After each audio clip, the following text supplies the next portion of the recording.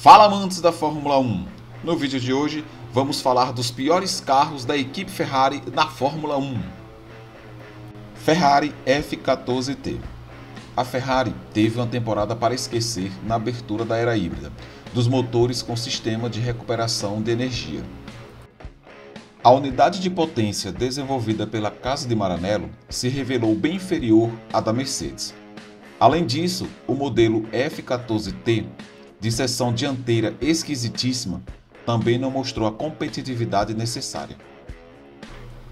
Fernando Alonso só teve chances de vitória no GP da Hungria, numa corrida com pista molhada, passando para a seca.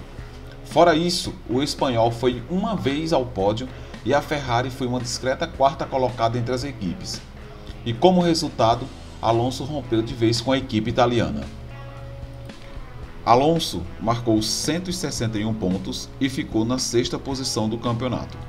Kimi foi pior ainda, com 55 pontos marcados, ficou na 12ª posição no campeonato. A F14T terminou o ano sem vitórias. Ferrari F60 2009. O famoso carro em que Felipe Massa levou a molada na cabeça nasceu com problemas nos escapamentos fora do regulamento, o que demandou uma modificação antes da estreia. O pior foi que o modelo não contava com o famoso duplo difusor no assoalho, importante recurso aerodinâmico presente desde o começo do ano nos carros das rivais Williams, Toyota e sobretudo da Brown. Bicampeã de construtores, a Ferrari foi uma das equipes que adotaram o KERS, Sistema de Recuperação de Energia Cinética, para dar mais potência ao motor pela energia recuperada nas freadas. O problema é que o KERS dava peso extra de 30 kg e a Ferrari F60 se mostrou muito difícil de ser acertada, como revelou Felipe Massa depois. A equipe começou o ano sem nenhum ponto em 3 corridas e só melhorou depois, a ponto de vencer o GP da Bélgica com Kimi Raikkonen. Mas foi uma circunstância especial numa pista veloz, e isso não se repetiria. A Ferrari foi uma distante quarta colocada no Mundial de Construtores, prejudicada também pelo acidente de Felipe Massa na Hungria. Luca Badoer e Giancarlo Fisichella sofreram demais com o carro e não pontuaram. Kimi Raikkonen marcou 48 pontos e Felipe Massa apenas 22 pontos. 2009 foi um ano para a Ferrari esquecer. Ferrari SF1000. O carro que deveria marcar com júbilo e celebração o GP de número 1000 da equipe italiana, justamente na pista de casa em Mugello, que recebeu a categoria pela primeira vez, nasceu duplamente mal. O motor era o mais fraco entre todas as equipes. Além do motor ruim, o carro também era ruim, com problemas na correlação de dados entre o carro na pista e as simulações na fábrica. Assim, o SF1000 tinha um arrasto aerodinâmico muito alto, que o segurava ainda mais nas retas e curvas de alta velocidade. Leclerc marcou 98 pontos e ficou em 8º lugar no campeonato. Já Sebastian Vettel ficou em 13º lugar com apenas 33 pontos. E a Ferrari termina o ano com a 8ª colocação no Mundial de Construtores. Um verdadeiro fiasco. Ferrari 643 1991. É mais fácil dirigir um caminhão do que esse carro. Foi a frase do piloto Alain Prost para definir quão ruim era o modelo projetado por Steve Nichols e Jean-Claude Mingot, que estreou no GP da França naquela temporada e só correu as 10 etapas até o fim do ano. O carro até tinha boa velocidade de reta, mas segundo Prost, os sistemas de amortecedores e a falta de torque do motor em rotações intermediárias o deixavam em descompasso com as Williams de Nigel Mansell e Riccardo Patrese e as McLarens de Senna e Berg. Com isso, esse carro nunca ganhou uma corrida, mas ao menos chegou 6 vezes ao pódio com Prost e Alesi. Prost marcou 34 pontos, foi o 5º colocado no campeonato. Alesi marcou 21 pontos e ficou em 7º. Ferrari F92A. Um caso em que o que era ruim ficou ainda pior. Para esse ano, Jean-Claude Mingot resolveu ousar. usando um assoalho duplo, um no fundo do carro e outro centímetros acima, embaixo das entradas de ar laterais do carro. O resultado era um carro com grande aderência e pressão aerodinâmica, mas que, segundo se dizia à época, pesado e flexível demais, gerando instabilidade no fluxo de ar.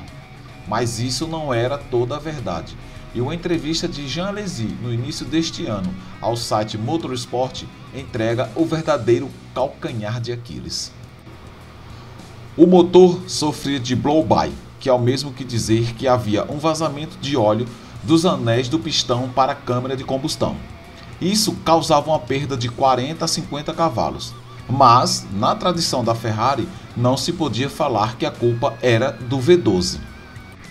Ao invés disso, a falha era atribuída ao carro, o que era uma pena, porque o conceito era interessante. Alesi somou apenas 18 pontos e ficou em sétimo no campeonato.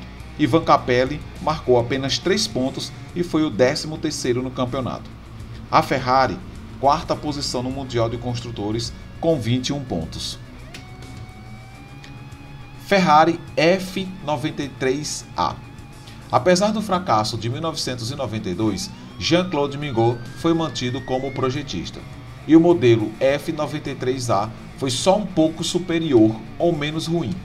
O carro incorporou dispositivos eletrônicos como suspensão ativa, freios ABS e câmbio automático, mas ainda havia consideráveis problemas aerodinâmicos.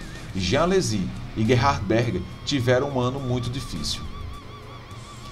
Alesi somou 16 pontos e ficou em sexto no campeonato. Berger marcou 12 pontos e ficou em oitavo. A Ferrari, como em 91 e 92 não venceu nenhuma prova, ficou em quarto lugar nos construtores. Ferrari F1 86. Vice-campeã de pilotos e construtores em 1985, a Ferrari tinha boas expectativas para 1986, mas o modelo projetado pelo competente Harvey Postwaite deixou muito a desejar. Mesmo tendo um dos motores mais potentes e confiáveis daquela temporada, a Ferrari F1 86 tinha sérios problemas de estabilidade nas curvas, e os pilotos Michele Alboreto e Stefan Johansson sofreram um bocado. A Ferrari encerrou o ano sem nenhuma pole, sem nenhuma volta rápida e sem nenhuma vitória pela primeira vez desde 1980. Ferrari 312T5, 1980. Depois da dobradinha entre Scheckter e Villeneuve no campeonato de 79, a Ferrari dormiu no ponto. Entendeu que bastava aperfeiçoar o modelo 312T4 em 80. Errou redondamente, já que o conceito de carro-asa das outras equipes evoluiu exponencialmente e o motor 12 flat da Ferrari não permitia a explosão completa do efeito solo. O 312T5 se revelou um fracasso retumbante, a ponto de a equipe ter somados míseros 8 pontos no Mundial. Nenhum piloto conseguiu uma posição melhor do que a quinta nas 14 corridas da temporada. Villeneuve ficou em 14º com 6 pontos e Scheckter, apenas com 2 pontos, ficou na 19ª posição. A Ferrari termina o campeonato em 10º com 8 pontos, à frente apenas da Alfa Romeo. E ao final da temporada, George Scheckter se aposenta. Foi demais para ele. Um verdadeiro desastre para a equipe italiana. Ferrari 312B2, 1973. Depois de 3 anos competitivos, embora sem títulos, a Fiat, dona da Ferrari, inexplicavelmente mandou o engenheiro Mauro Forghieri para um departamento experimental. O novo projetista, Sandro Colombo, concebeu o pavoroso modelo 312B3, com chassis construído pela empresa inglesa TC Prototypes. O motor foi bastante sacrificado e, como resultado, o carro era lento e frágil. A situação chegou ao cúmulo de a Ferrari desistir de disputar o GP da Alemanha para mudar o carro. Resultado: 6ª posição no Mundial de Construtores, sem nenhum ponto na segunda metade da temporada. Jack Ick somou 12 pontos e ficou em nono no campeonato. Arturo Merzario marcou apenas 6 pontos e foi o 12º colocado no campeonato. Ferrari 156, 1962.